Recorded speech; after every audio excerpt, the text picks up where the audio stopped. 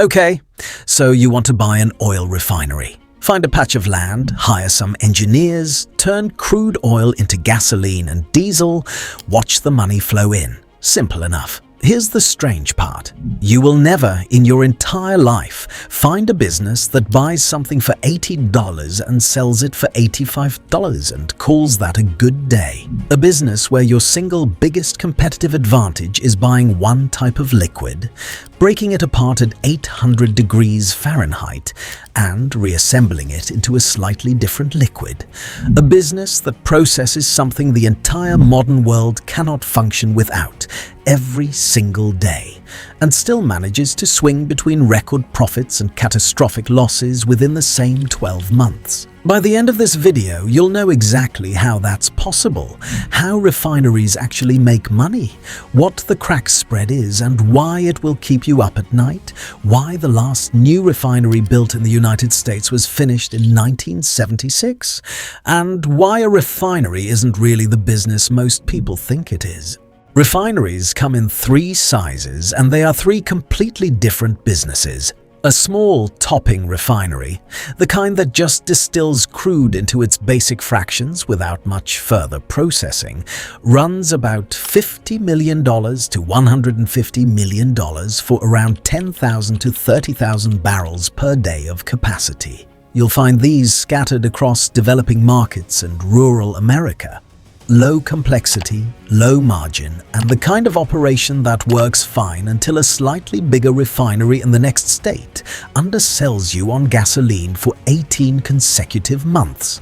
A mid-sized complex refinery, 100,000 to 200,000 barrels per day, with hydrocracking and fluid catalytic cracking units bolted on, runs $2 billion to $5 billion. Think of BP's Whiting Refinery in Indiana. After a major upgrade completed in 2013, BP spent roughly $4.2 billion expanding it to process heavy Canadian crude. The result was a facility running 430,000 barrels per day, one of the 10 largest in North America. And then there's the top of the pyramid, a world-scale, fully integrated refinery and petrochemical complex. The Dangote Refinery in Lagos, Nigeria, opened in 2023 and cost $19 billion. It processes 650,000 barrels per day, making it the single largest oil refinery on the planet. For that price, you get a self-contained industrial city. 2,500 acres, its own power plant, its own fertilizer complex, its own jetty. Nigeria exports crude oil and was importing gasoline. Aliko Dangote, the richest man in Africa, decided that was insane and built the machine that fixes it. Two more costs nobody warns you about. The first is permitting. In the United States, no new standalone refinery has been built since 1977, not because oil companies stopped wanting them. Because the permitting process, EPA air quality reviews, state environmental assessments, community impact studies, zoning hearings, takes somewhere between 10 and 20 years and costs tens of millions before a single shovel breaks ground. The complexities in the US effectively make new refinery construction a project that takes 10 to 20 years, if it happens at all. America First Refining recently announced a new refinery in Brownsville, Texas. The $300 billion project, described as the largest energy project in US history, is scheduled to break ground in the second quarter of 2026. It has been in planning for years. That's what it takes. The second cost is crude supply. A refinery without a guaranteed crude feed is a very expensive empty building. You need long-term supply contracts with oil producers, pipeline access or marine terminal infrastructure, and enough working capital to have hundreds of millions of dollars of crude sitting in tanks at all times before you've sold a single gallon of gasoline. The Bellagio keeps $150 million in cash on the floor. Your refinery keeps $300 million in crude in tanks, and the crude loses value every time the market moves against you. Now we get to the question that actually matters. Where does the money come from? A refinery does one fundamental thing. It buys crude oil, applies heat, pressure, and chemistry to it, and sells the resulting products, gasoline, diesel, jet fuel, heating oil, petrochemical feedstocks, for more than it paid for the crude. The industry has a name for the gap between what you paid and what you sold: the crack spread. Here's the simplest version: the 3-2-1 crack spread. You buy 3 barrels of crude oil. You crack them into 2 barrels of gasoline and 1 barrel of diesel. The difference between what those refined products sell for and what you paid for the crude, that's your gross margin. If crude is at $80 a barrel, gasoline at $120, and diesel at $110, your crack spread is about $36.67 per barrel. Sounds generous? It isn't. That $36 has to cover your energy costs.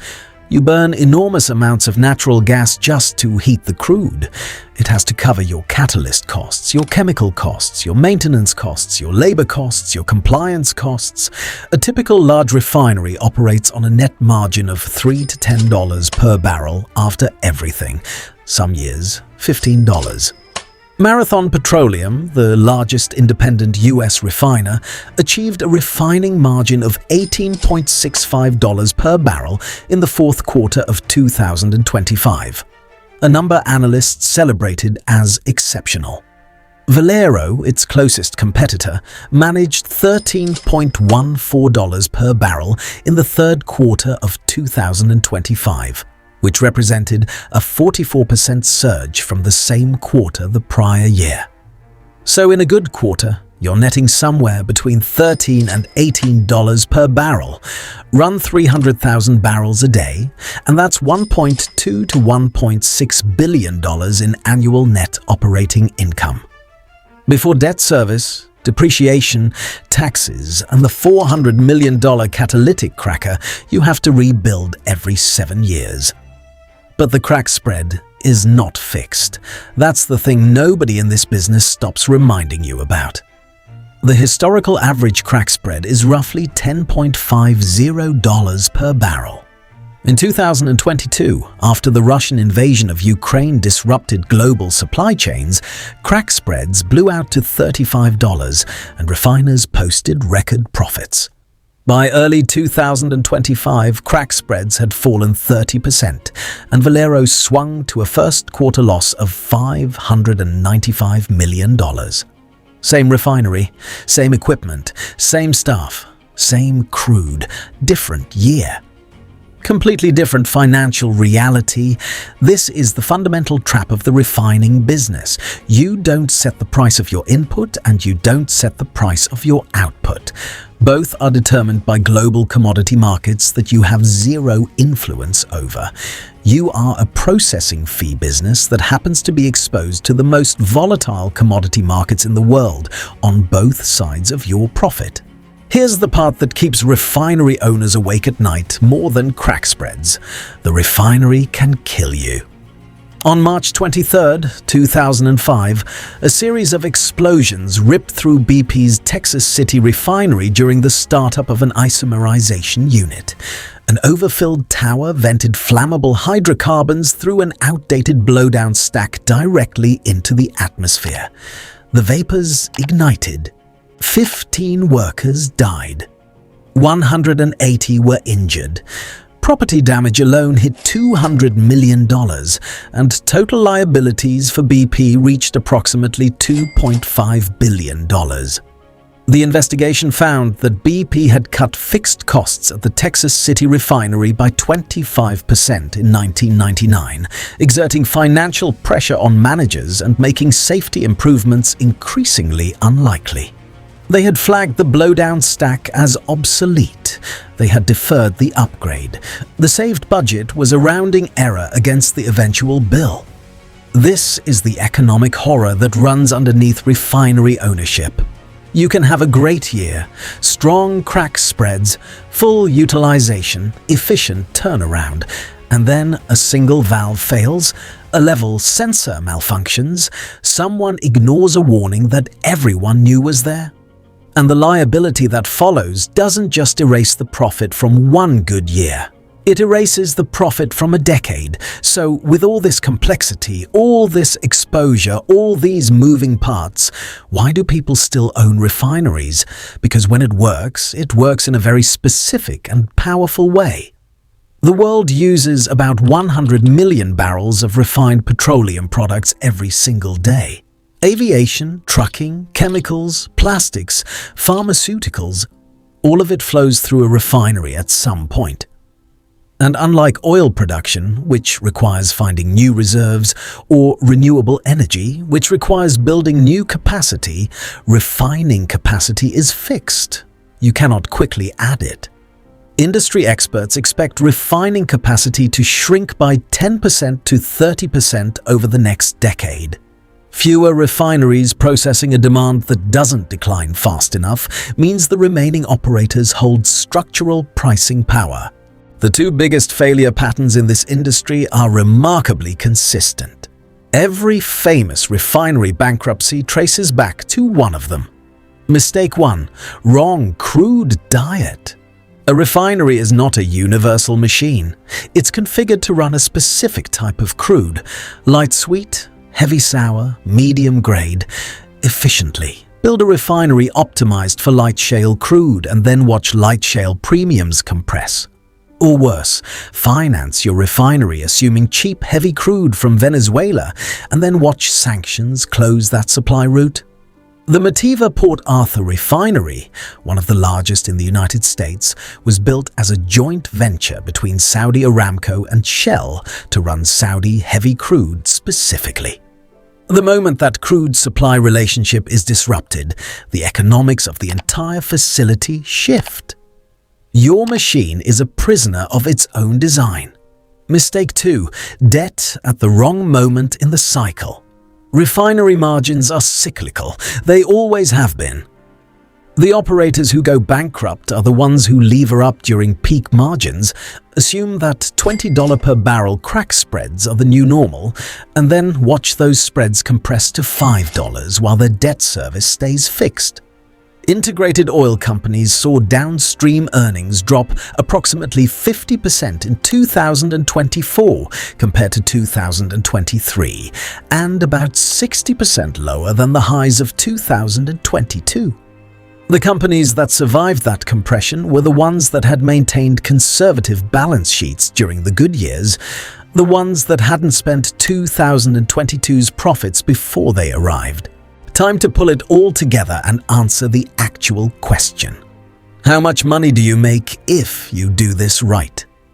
2 scenarios, real numbers. Scenario 1. $500 million for a mid-sized refinery running 80,000 barrels per day. Good year. Crack spread of $15 per barrel. Operating costs of $8 per barrel. Net margin of $7 per barrel. Annual profit, roughly $200 million. Payback, 2.5 years. Then you're printing $200 million a year on a depreciated asset.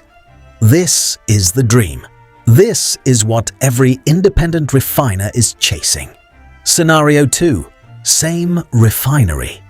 Bad year, crack spread collapses to $6 per barrel, energy costs spike, an unplanned outage takes you down for 6 weeks, and an environmental compliance review forces an emergency $80 million upgrade. Net operating income flips to a loss of $40 million. And now your good year and bad year are separated by $240 million on the same physical asset with the same employees. This is the actual business, not the average of those two numbers. The violent oscillation between them. Here's a fun fact most people miss. The largest refiners in the world, Valero, Marathon, Sinopec, don't actually just refine fuel anymore. Facilities are increasingly integrating with adjacent chemical plants, converting refinery streams into ethylene and propylene feedstocks, creating margin opportunities that standalone refineries cannot access. A modern world-scale refinery is barely a refinery. It's a chemical manufacturing platform that happens to produce gasoline as a byproduct. And if you survive long enough in this business, you become something specific. Valero Energy started buying refineries in the 1980s when nobody wanted them. Valero's revenue over the past year was $117.6 billion.